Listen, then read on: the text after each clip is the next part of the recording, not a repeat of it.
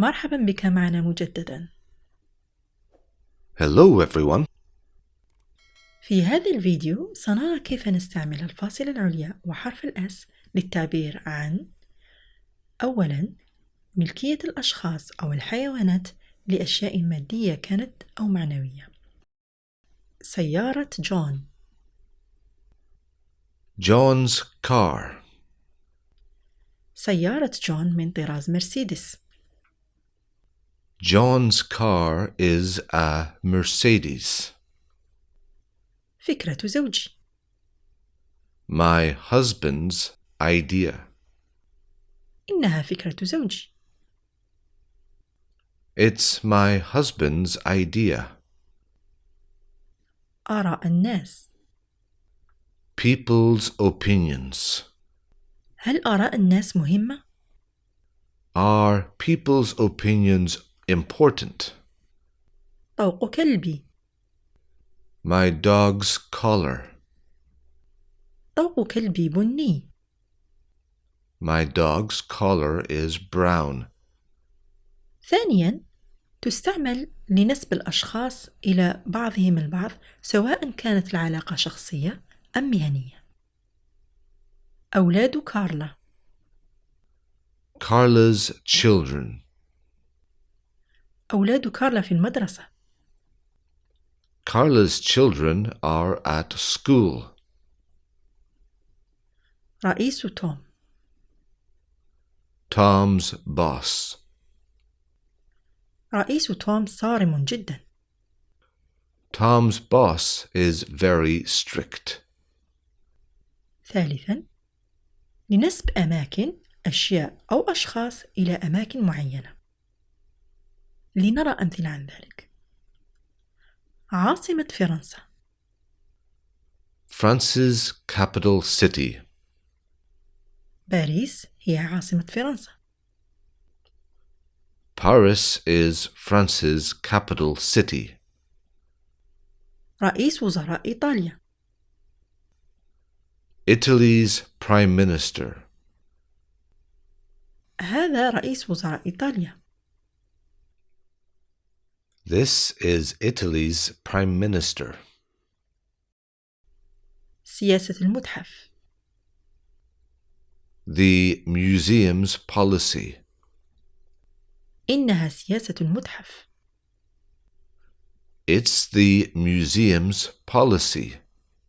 رابعاً، نستعمل كذلك الفاصلة العليا وحرف الأس لتحديد بعض الأماكن أين قد يتواجد الأشخاص أو الأشياء. لنرى أمثلة عن ذلك. عند الطبيب. At the doctor's. إنها عند الطبيب. She's at the doctor's. عند الميكانيكي. At the mechanics. سيارتي عند الميكانيكي. My car is at the mechanics.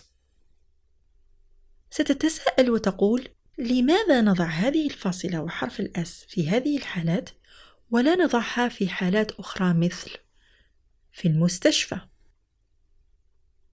At the hospital. في المدرسة. At school.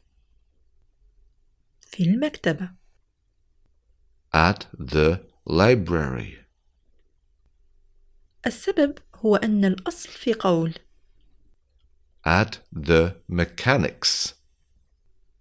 عند الميكانيكي هو At the mechanics workshop.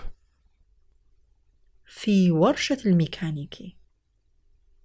والأصل في قول At the doctor's. عند الطبيب هو At the doctor's surgery. في عيادة الطبيب.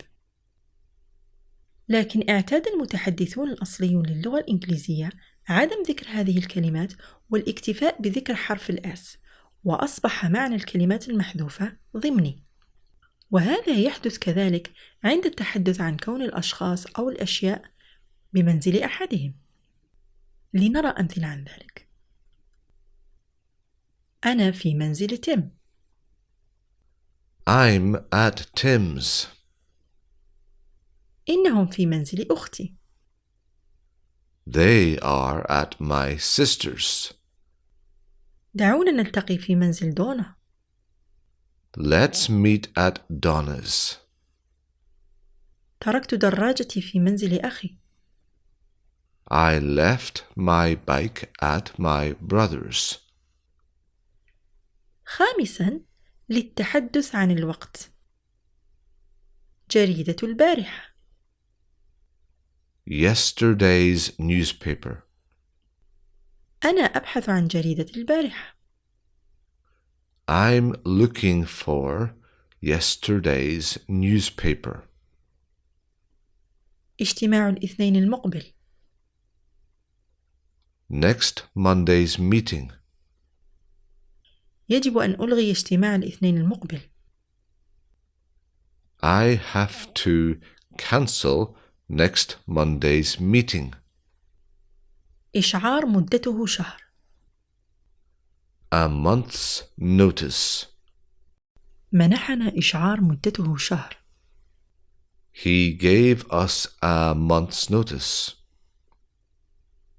نكتفي بهذا القدر في هذا الفيديو لتفادي إطالته، وسنرى المزيد فيما يخص الفاصلة العليا وحرف الآس في الفيديو المقبل إن شاء الله. Bye everyone.